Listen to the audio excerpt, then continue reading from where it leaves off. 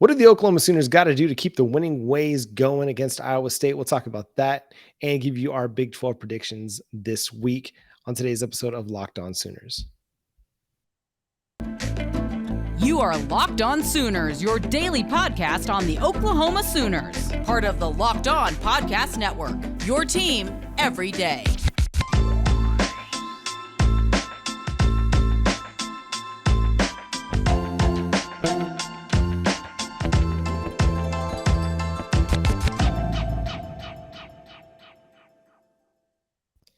What's going on, Sooner Nation? Welcome to Locked On Sooners, and thank you for making Locked On Sooners your first listen every single day.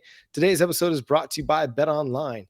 BetOnline has you covered this season with more props, odds, and lines than ever before. BetOnline is where the game starts. Thank you for joining us. My name is John Williams. You can follow me on Twitter at John9Williams. He's Josh Helmer. You can follow him on Twitter at JoshOnRef. You can also hear him Monday through Friday from 9 to noon on 94.7 The Ref in Norman. Josh, we're just a couple days away now from Oklahoma getting back on the gridiron, traveling up to Ames, Iowa to face the Iowa State Cyclones, an 0-4 in the Big 12 team, but 3-4 on the season. It's a very interesting Iowa State team, to say the least. It is because, look, I mean, you're 3-4, right? And you're 0 in the Big 12, and yet you look up at what they've done, Iowa State, so far this season. Easily, probably should have beaten Kansas.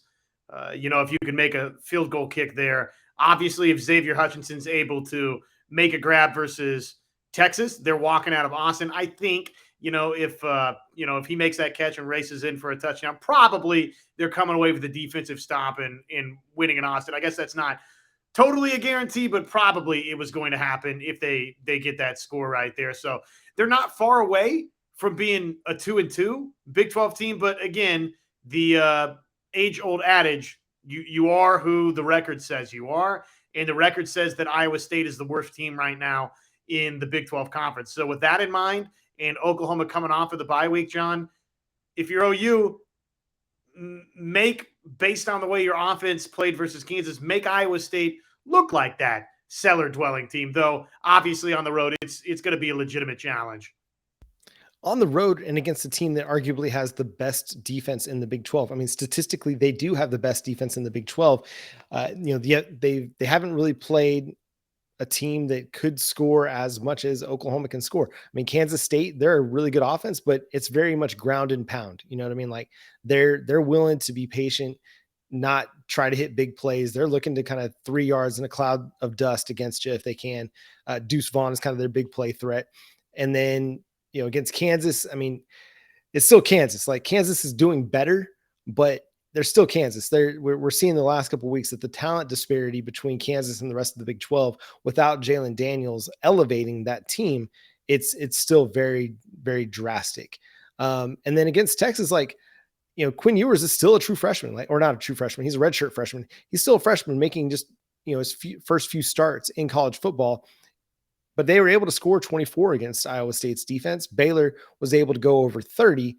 The only two times that anybody has scored more than 20 points against Iowa State's defense this season. So it's going to be really interesting to see how this one plays out because, I mean, their defense, 6th in the nation in points allowed at 15 points per game. You don't do that by accident, but I don't know if necessarily they're that good because you look at it kind of statistically, they're not really having like a lot of strong individual performances.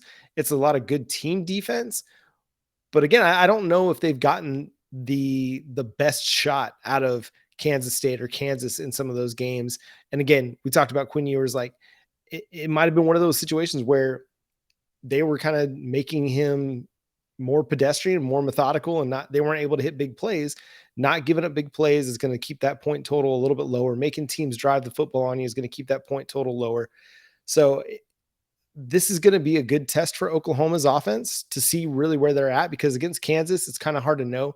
That Kansas defense, it's improving, it's getting better, but it's still not quite to the point where they're going to be able to slow down really good offenses regularly.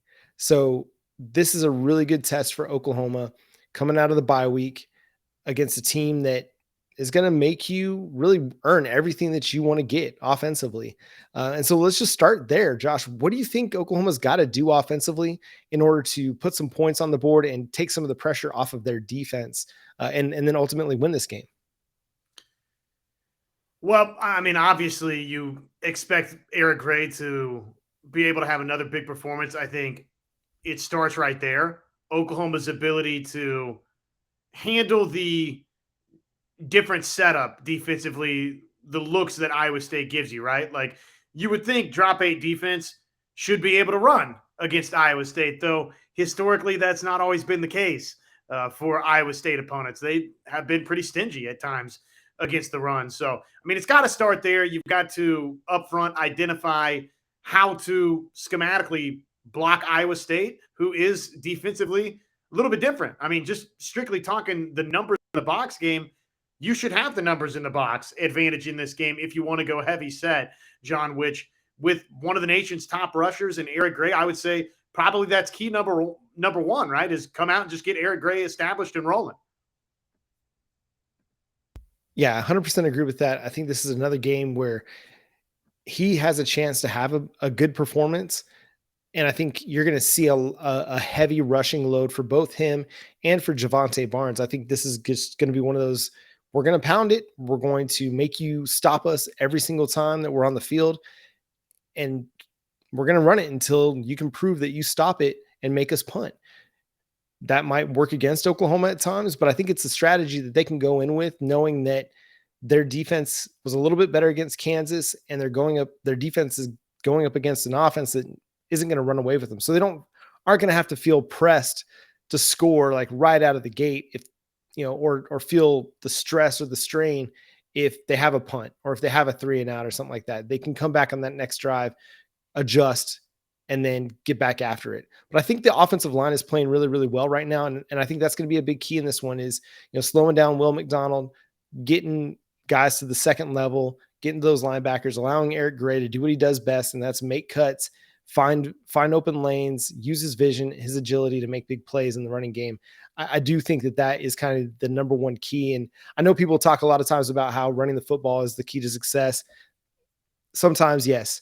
But I think in this game in particular, putting Oklahoma in a situation where they're not having to go out at 3rd and 10 and, 2nd and long situations, it's going to give them a better chance to convert. So if you can get the run game established early, get Dylan Gabriel into some favorable passing situations, 3rd and 3 where you can either run it or pass it, a 2nd and 5, 2nd and 6, something like that, where you've got options, it's going to bode much better for this offense.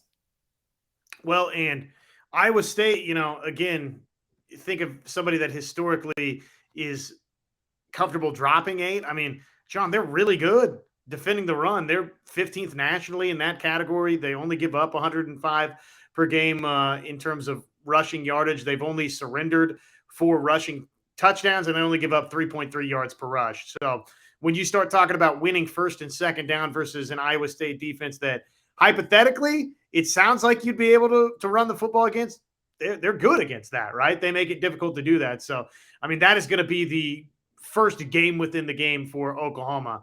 Obviously, like you said, I mean, I think, yes, being able to be productive on downs 1 and 2 and set yourself up to where you do have 3rd down and manageables, and you don't have those 3rd and long situations where you have to really try and, manufacture spots in that drop 8 zone, right? You don't want to have to be trying to pick up 14 yards, I wouldn't think, against that defense with regularity. You don't really want to do that against anybody, John, but against what they're doing, that's, obviously not a great recipe. And I think for Oklahoma, be content to dink and dunk a little bit, right? I mean, be okay with dropping it. This is like the perfect game for if Eric Gray's not necessarily getting established in the run game. Okay, well, little halfback flat and let him go do some things underneath in space. Yeah, and when I say establish the run, to me, it's just running it for the sake of running it. You're probably not going to average a great yards per carry in this game. Eric Gray's 7.2 yards per rush on the season. That's probably going to come down in this game because I just don't know if they're going to be able to average 7 yards per carry. I don't know if he'll average 4 or 5, but even if you can get him going at 3.5 yards per carry, You do that on first and second down, and that puts you at 3rd and 7, or sorry, 3rd and 3. I can math. So I think you're going to run it for the sake of running it, even if you're not, being efficient running the football. If you're not picking up 4 yards per attempt, still run it, keep doing it.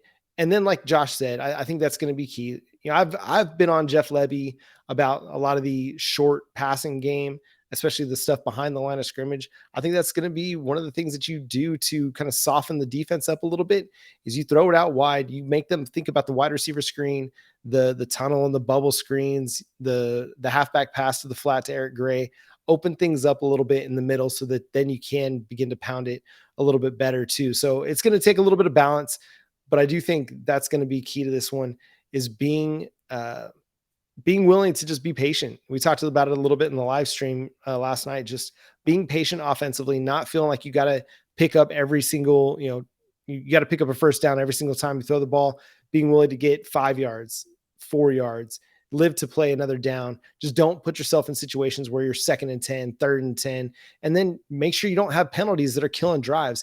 Anytime that you get across the 50, that's you got to go. You got to get points at that point. So make sure that you're not hurting yourself in a tough environment that's going to be booming with that crowd. They're going to be excited to play. Iowa State might be 3-4. They might be 0-4 in the Big 12, but that crowd's going to still show up for an Oklahoma game. So just make sure that you got all your keys right, your communication right. All of that's got to be in sync so that you're not hurting yourself with pre-snap penalties and setting yourself into 1st and 15, 2nd and 15, 3rd and 15 or longer, and then really putting a lot of stress on your offense to convert against what's a really good Iowa State defense. But coming up next, we're going to talk about defensive keys to the game for the Oklahoma Sooners before we then get into our Big 12 picks of the week and our pick for this week's matchup as well. But first, let me talk to you about SweatBlock. Hey, it's fall. The sun is not as strong. I mean, it's strong sun, but it's not as hot as it's been. But, now the heat's on inside and you might be going to work and you're wearing suits. You're, having to wear your button down shirts dressed up for your job. But when the heater's going and you're dressed like you're supposed to be for your business, you might end up dealing with excessive sweating that you might not have otherwise if you're just out and about in this cooler weather. So you might want to check out SweatBlock. If your antiperspirant's not really doing it for you, SweatBlock might be the answer. It's doctor created and doctor recommended for excessive sweating and excessive odor. And we've got a great deal for you here on the Locked On Podcast Network where you can get 20% off by going to sweatblock.com. It's been tried and tested by firefighters and featured on the Rachel Ray Show as well. SweatBlock gives you the confidence to wear what you want without embarrassing underarm sweat. So go check out sweatblock.com, use our promo code Locked On and get 20% off your order at sweatblock.com. It's also available on Amazon. And hey, thank you for making Locked On Sooners your first listen every single day. For your second listen today, check out Locked On Sports Today. From the games that matter the most to the biggest stories in sports, go beyond the scoreboard and behind the scenes with local experts and insights only Locked On can provide. Locked On Sports Today, available on this app, YouTube, or wherever you get your podcasts. So Josh, now we're going to talk defensive side of the football. This is going to be a really interesting one for me because, Oklahoma's defense hasn't been great this season, but neither has Iowa State's offense. So it's kind of one of those, on the offensive side of the ball for Oklahoma, it's like strength on strength versus Iowa State's defense. For Oklahoma's defense, it's weakness on weakness against Iowa State's offense. It is. Yeah, no, it's the total opposite. And I'm actually surprised to see that Iowa State ranks 32nd in third down conversion percentage offense. They're converting, John, basically 46% of the time. So for an offense that has had the types of struggles against Power 5 opponents, and maybe that's just beefing up the stats, right? In a couple of those non-conference games that didn't include the Iowa Hawkeyes.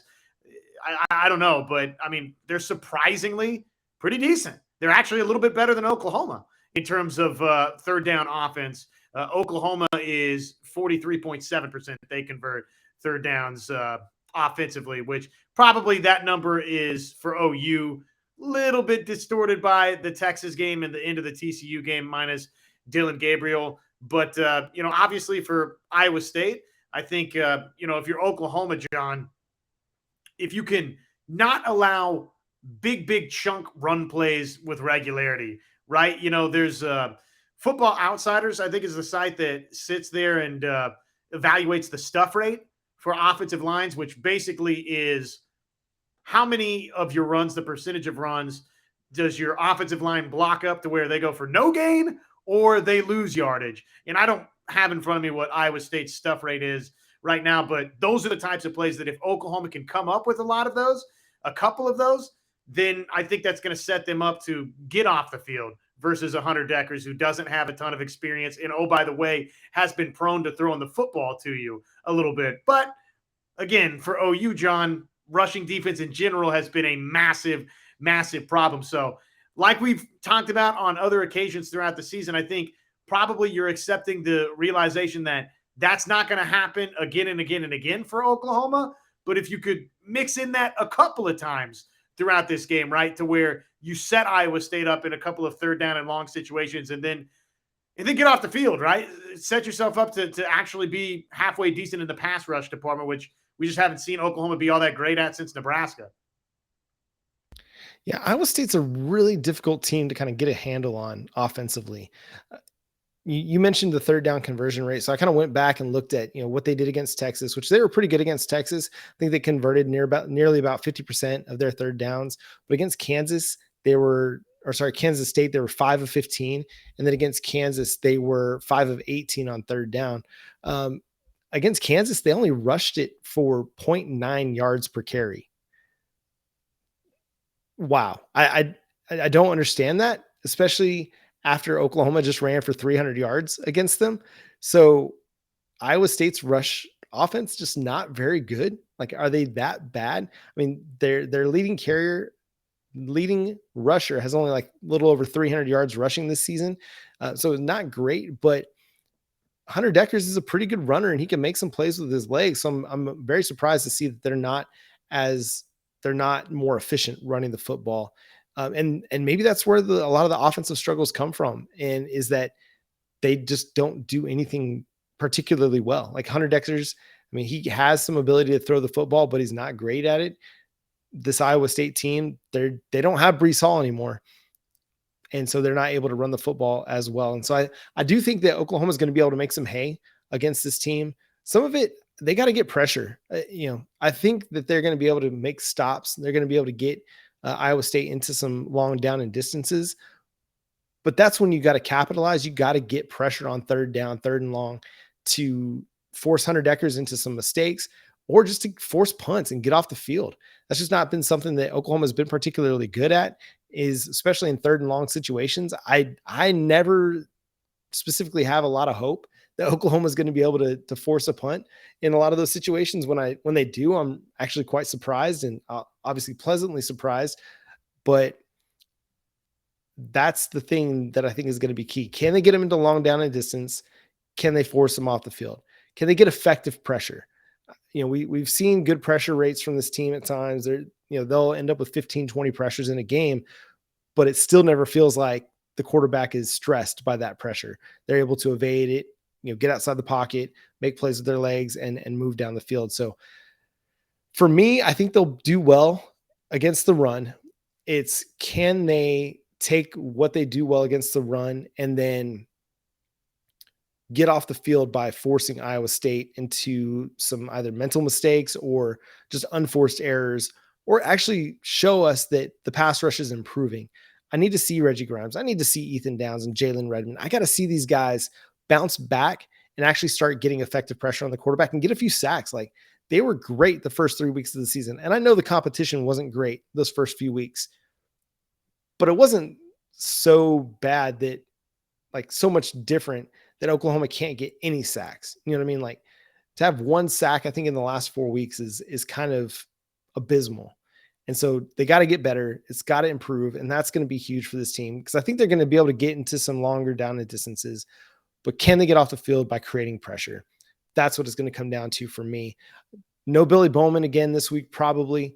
So that's going to put a little bit more stress on your secondary. Might see more Woody Washington at safety, more Justin Broyles and Key Lawrence. They're going to have to hold up against what's a talented, wide receiver in Xavier Hutchinson. That's going to be the key matchup right there, is Oklahoma's secondary against Xavier Hutchinson. How well do they contain him? Are they going to be able to limit big plays in the passing game and make Iowa State drive the football like they want to do to you.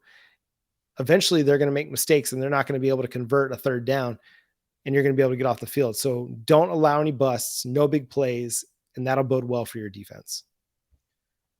Again, it's like so obvious you could say it kind of any week, but it really does. You start diving into the numbers, John, and it's really as simple as I don't think this game comes down to Iowa State's good on Oklahoma's good. I don't think it's about Oklahoma's offense versus Iowa State's defense, unless Oklahoma just has one of those games where all of a sudden Dylan Gabriel makes multiple bad decisions that set up short fields right, or Eric Gray gets the football poked loose at an inopportune time when you're driving into score. I mean, the obvious, those types of mistakes that you can't have in the turnover department. To me, this is so obviously about bad on bad, right? Oklahoma's not been very good in rush defense. And again, just diving into the numbers, John, Iowa State's 118th nationally in rushing offense. And I actually think the running back is not all that bad. I think he's a talented running back. I think it just shows that the offensive line has not done a very good job. I'm looking at some of their numbers from Football Outsiders here.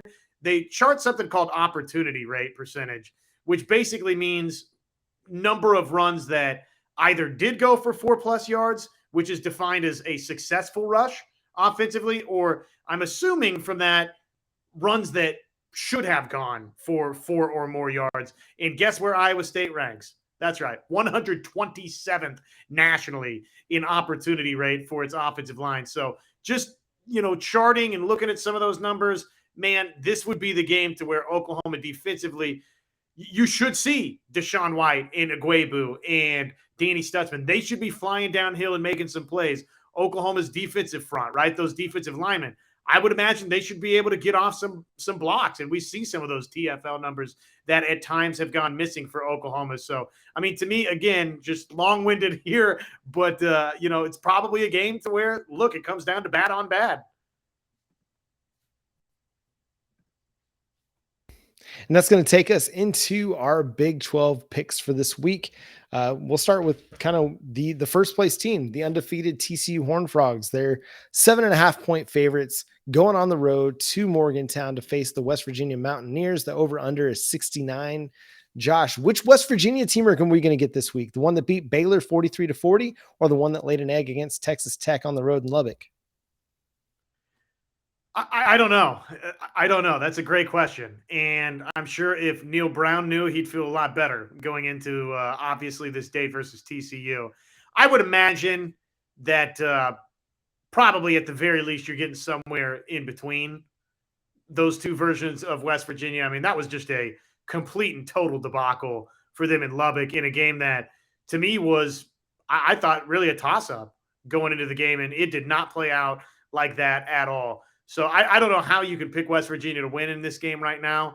I do, however, kind of just the way that these games have played out for TCU, I do expect there to be points. I think it'll be higher scoring. But, right now I'm definitely not picking against Duggan and the Horned Frogs against a West Virginia team that I just saw lose by 5 touchdowns last week. Yeah, give me TCU minus the points as well, and I'll expect this game to go over. I think TCU is just playing too good. Kendre Miller is playing like one of the best running backs in the country right now, and then you got the alpha male Quentin Johnston that can make plays on anybody at any time that they want to do it. They can make those plays. So yeah, give me TCU minus 7.5. Another fun one is Kansas State is going to be hosting Oklahoma State. Kansas State is a 1-point favorite against the Cowboys going on the road. The over-under is 56, Josh. Outside of what we want to see in Ames, Iowa, I mean, obviously this is the game of the week in the Big 12. Really just given the fact that both teams are 3-1 now in the conference standings. Again, it's, you look at just the overall standings in the Big 12, and I do think probably, somebody getting into that Big 12 championship game is going to finish or have multiple losses. And it might even be a Big 12 championship game participant with 3 losses, John. But again, for both of these two teams, and probably more so, I guess, for Kansas State, just because it's in Manhattan, it does feel like, okay, is this something that we're going to look back on as basically an elimination game for these two? Again, probably way too early, and there's probably going to be somebody with 2 or 3 losses in the Big 12 championship game, but it does have a lot of implications, obviously, for the tiebreak scenario, whatever would wind up happening. I like Kansas State to win it because it's in Manhattan, and I do think that Adrian Martinez is going to play in this game, but this is it's going to be a thriller. I can't wait to watch it. It's going to be a battle of 2 quarterbacks that have played really, really good football for the most part this season, if in fact Adrian Martinez, like Mr. Gundy, Mike Gundy has prognosticated this week, if in fact he's going to play in the game, and I do think Gundy's got that right. It should be great. I probably am looking somewhere 30-27. Kansas State, I think, some defense gets played at times, probably, much more defense than what we saw in that first half between Oklahoma State and Texas last week. But I do expect there to be some fireworks along the way as well. So I think it's going to be a tremendous game, and K-State at home finds a way to get it done. I think Spencer Sanders is just playing too good a football right now for me to pick against him. And I would not have said the same thing a year ago. A year ago, I was pretty much out on Spencer Sanders, but he's really convinced me that he's one of the better quarterbacks in the Big 12 and is playing like one of the better quarterbacks in the country. I mean, he's not, Bryce Young or CJ Stroud or, what Bo Nix is doing up at Oregon right now, but I believe him to be a top 15 quarterback in the country right now. I feel like he's playing that well over the last, this season and then to the last 3 games last year. I mean, that Big 12 championship game against Baylor, that was not great, but the way that he played in the comeback to get them close was really good football. So I think just in this situation, Oklahoma State, they bounced back with a big win against Texas. I think they're going to be able to kind of carry that momentum into Manhattan. And yeah, it's going to be a close football game. I think it's going to be something similar to what you're saying, both teams approaching the 30s. I do think Oklahoma State wins this one, something like 34-30. I do. If Adrian Martinez plays, I think that's going to bode well for them. Obviously, if it's Will Howard, then I don't necessarily think they've got enough in the bag there to make this a competitive football game. But yeah, give me Spencer Sanders, give me Oklahoma State. I think they're really starting to kind of figure some things out at times defensively. And I think they do pick up the win in this one and maintain that opportunity to make it to the Big 12 title game. The next one is probably the most curious line of the week here.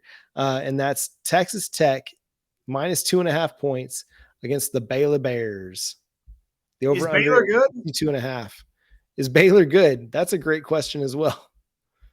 Is Baylor good? I mean, I think really kind of that's the question that gets answered this week, and probably similarly for Texas Tech, right? If Morton goes out and plays well again, and at home they're able to take care of business versus Baylor, then all of a sudden you have to say, okay, well, Texas Tech clearly is an improved football team in Coach McGuire's first year. And meanwhile, Baylor's one of the most disappointing teams in the Big 12 conference, which probably the way this season is shaped up, somebody that we didn't expect that to happen to, which a couple of them, I'm looking at Oklahoma and I'm looking at Baylor.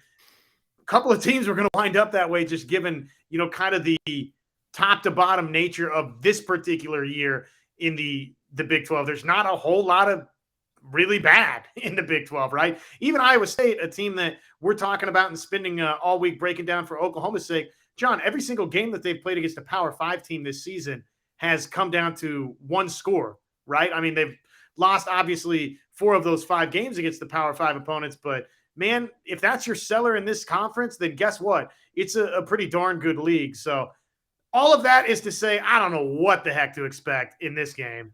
I mean, I've got no read on it. I think I'm going to stick with Baylor just because I'm still told this idea in my mind that Baylor's a good football team. But, man, if they lose this week at Jones AT&T Stadium, then I'm ready to say that Shape and company are not who I thought they were. Yeah, this is the one that if you're really thinking about putting some money on, you might want to avoid this game altogether and maybe just take the over on the 62.5 because I'm with you. It's hard to get a read on both of these teams, but I really feel like Texas Tech is playing good football right now. That loss to Oklahoma State, yeah, it was a bummer of a loss, but they were playing good. They came out really hot. They played well early in this game and had Oklahoma State on its heels for a minute. At home, against Baylor. I think that's going to be a hype crowd. It always is a hype crowd, right? But then to welcome in the Big 12 champion from 2021, I think that might kind of take it to another level. Baron Morton has kind of been a revelation at quarterback for them this year after Donovan Smith started the season for them at quarterback. So give me the Red Raiders minus the 2.5. I think it's going to be a close game. I think, again, we're looking at two teams scoring into the 30s. It's going to be something like 37-34. West Virginia showed us a couple weeks ago that Baylor can be scored on. And I think Texas Tech continues the good times and puts up some points on the Bears and calls into question another defensive genius's defensive capabilities as well as Brent Venables. And that turns us to the Oklahoma Sooners and the Iowa State Cyclones. Iowa State right now over at BetOnline, Oklahoma right now over at BetOnline is a minus 1.5 point favorite. The over under is 56 in this one, Josh. And if you've been listening to this Locked On Sooners podcast with regularity this week, you probably know that I feel pretty confident about Oklahoma winning this football game. To me, man, I think this is the which direction is the compass pointed, truly pointed, right? We've seen some mirages maybe for both Oklahoma and Iowa State so far, and now we're going to see the factual picture for both, right? I can see this, and I do see this playing out to where this is kind of where the dam breaks a little bit for Iowa State. You know, they've lost 4 consecutive Big 12 games here to start. They've obviously been competitive and have had chances to win all of them, but they've lost all of them. And I think they're going to lose this game against Oklahoma by a couple of scores. Meanwhile, for OU, you had a half of a football game versus TCU where you didn't play with, well, really 2.5 quarters. You didn't play with Dylan Gabriel, and it got lopsided in a hurry. Same thing for the Cotton Bowl. Then obviously you got Dylan Gabriel back versus Kansas, and we saw what a difference that made for Oklahoma's offense. I think people got a little too carried away with though there are defensive problems for Oklahoma, and that's undeniable. People got a little bit too carried away with who Oklahoma was minus Dylan Gabriel. I think that part was a little bit of a mirage with OU. So, man, I like OU to go on the road coming off of its bye week and handle its business a little bit. I'm not ready to say that OU's going up there and winning by 17 points or anything like that, because guess what? Iowa State's kind of played everybody close. But I do think when we look back on this several weeks from now, John, this could be the game where we said, that's the one that kind of finally broke the camel's back for Iowa State. So I'm taking Oklahoma to go do what it needs to do offensively and put a solid 34 or so on the board, probably give up a solid 27, but find a way to walk out of Ames with the win, and that's all that matters. Yeah, and I'm with you too. I think Oklahoma is easily going to cover this one. I think it's going to be like a 10-point win for the Sooners, something like 30-20 in this game. I think Oklahoma's defense is going to be able to do enough against an Iowa State offense that's not very good and make some stops and get off the field and put that offense back on the field. I think Dylan Gabriel was rolling 2 weeks ago against Kansas. I have no reason to doubt that they're going to be able to find a good game plan for this week and have a methodical approach, but still score some points. This is going to be one of those weeks where, hey, them making you drive the football is going to be more a detriment to them because you're going to be running a ton of plays and keeping their offense or their defense on the field when you're running, 7-8 play drives, but you're running them as fast as Oklahoma runs them. Eventually that'll wear Iowa State down, and Oklahoma will break through for, a 10-point win in this one. So yeah, give me Oklahoma minus the points. And I'm going to take the under though. I do think Oklahoma scores 30, but I don't think Iowa State's going to be able to score enough to take the over in this game. So that's going to do it for today's episode of Locked On Sooners. Thanks so much for tuning in and subscribing to the show wherever you get your podcasts. We're free and available on all platforms, including YouTube. We're going to be back for our Friday episode as well this week. We're going to dig into some news and notes, stuff that's trending about the Oklahoma Sooners heading into the game. We'll talk a little hoops action and softball as well before we get ready for Oklahoma and Iowa State on Saturday at 11 a.m. So make sure you're tuned into that. Until next time, he's Josh Helmer. I'm John Williams. We'll catch you then. Boomer Sooner.